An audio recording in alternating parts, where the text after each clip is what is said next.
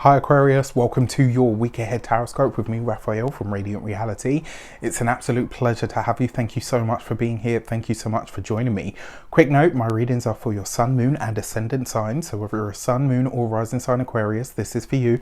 And I always advise that you watch all three to get a clearer, more complete picture of how they're going to speak to you. With that said, please don't forget they are general readings, so not everything is going to resonate with everyone, and that is just fine. And remember to use your own discernment and your own judgment as well. Before we start, as always, I would like to bless my decks of cards with all forms of love, light, peace, prosperity and abundance. And I pray that the messages that come through are ultimately clear and concise, and they help you on your path to your highest vibrational good. So for your key to the week this week, we have the Empress card.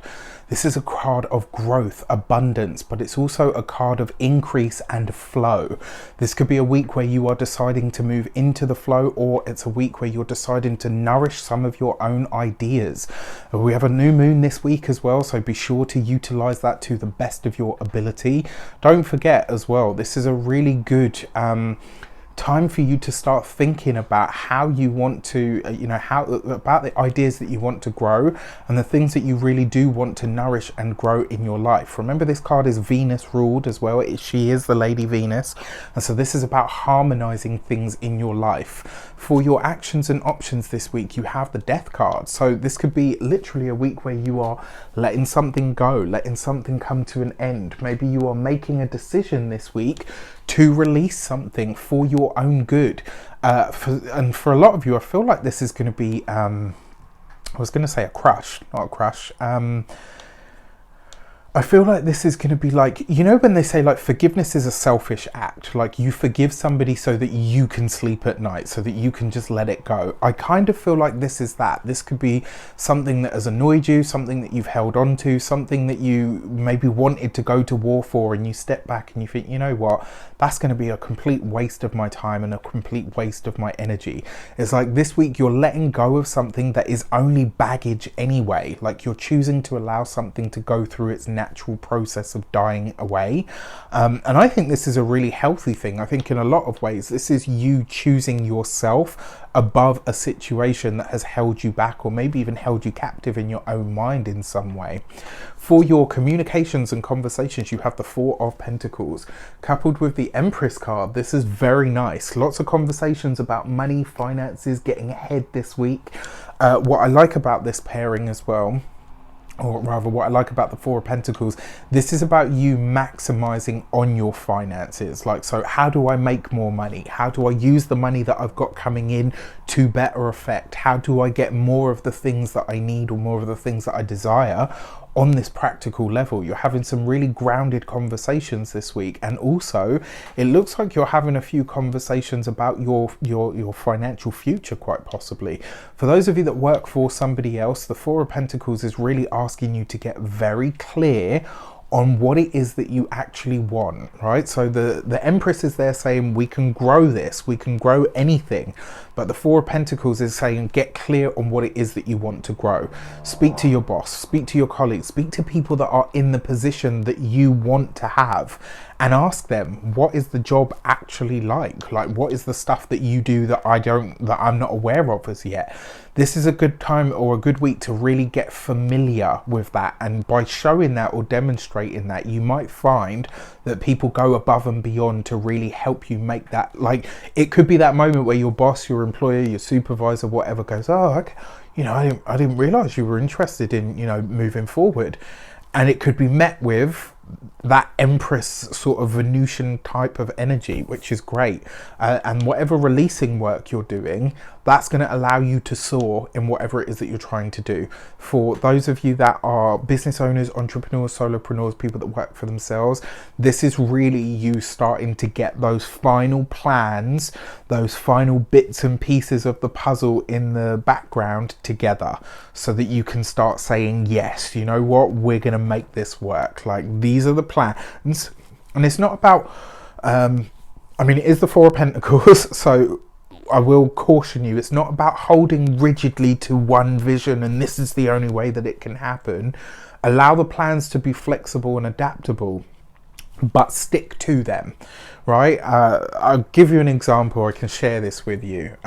Not too long ago, I had a message come through to me personally. It was actually through a dream, and it said, like, you know, all of the things that you're going to do are really going to happen, but they're going to be really hard work. I then had that verified with a group of friends that I do regular visualization and stuff with, and they were both like, this is going to be really hard work. And I was like, anyway, a while after that, I then was watching something that said, you can have what you want, but you have to know it's about to be more hard work than you've ever known. And I was like, oh gosh, you know, this is. And now I'm kind of in the flow of it. I say in the flow of it, I'm probably only about a quarter of the way into it all, really. But this makes perfect sense to me. So whatever it is that you're envisioning that you want from your business, from your work, you can have it. But the plans that you have, and like I said, don't hold to them rigidly. If they need to adapt them. But you have to stick to that, right? This is your end of the bargain with the universe. She'll do the rest. For those of you that are retired or no longer working for any reason, quite frankly, this could be you looking at your savings. Maybe they're dwindling. Maybe this is you trying to figure out how to make them go further, maybe to make your money work harder for you. Maybe this is you thinking about diversifying a portfolio of some sort. And in a lot of ways, this is about you trying to find ways to enjoy your experience, your existence, and the fruits of your already hard work, things that you've already done. For your money and materials, you have the Two of Pentacles. So as much as you're planning for your work, your future, your progression, your promotions, etc., you've got a plan for your money and your future at the same time. Two of Pentacles is very often about expansion, but it's expansion through grounded practical decision, right? This is Jupiter in Capricorn after all, so it will give you the results, but you got to work for them, and they're going to come slowly over time. What I like most about this is it suggests that this week you're getting rid of something that is superfluous. It's like, why am I paying for this? I don't actually need it. I don't actually want it. Let's get rid of it. This is going to help me in the long run. When it comes to your physical health and vitality, this is going to be your bones, your knees specifically as well, looking after that whole sort of aspect of self, very important, and the skeleton. And then when it comes to your home and environment, for a lot of you, this could be figuring out what the next steps are when it comes to home. So for some of you, this might be about a move. For some of you, it might be about work that's being done on the home, or work that you're planning to do on the home. This is you looking at the finances and asking yourself, how much is it going to take in order for this to happen?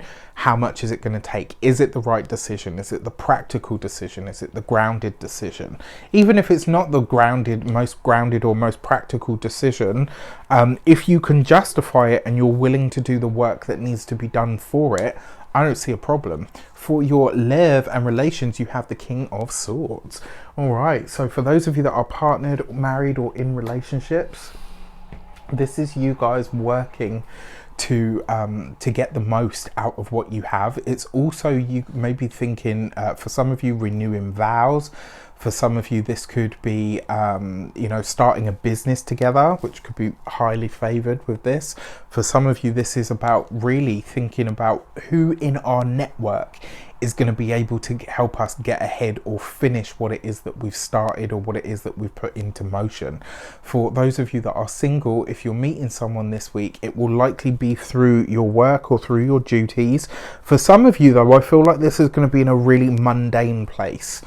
You know, like if your country is open, of course, so this would be like a supermarket or a hairdresser's, or, you know, on your way to dropping somebody off at the station. Like, there's a sense that you're meeting somebody in a really grounded sort of practical elemental kind of way. The fact that they come up as the King of Swords, this says that this is someone cool, calm, detached, somebody that's likely to be an air sign, Aquarius, Gemini, or Libra. But this could be easily somebody that works in any sort of the professional or academic fields, absolutely. Maybe even the legal field as well, very possible. This is somebody that's highly intelligent. And that's a good thing for Aquarius people, because Aquarius people are all sapiosexual. We're very, very in touch with, in tune with, and attracted to intelligence. I've always said as well, if you're single, if you're a cross watcher for an Aquarius and you want to get that Aquarius in your life, teach them something that they don't know. That's such a sexy trait to an Aquarius person. With that said, I wish you an abundance of all of that good stuff. Have a fantastic week. Let me know in the comments how it shapes up. Take care, and I'll see you soon.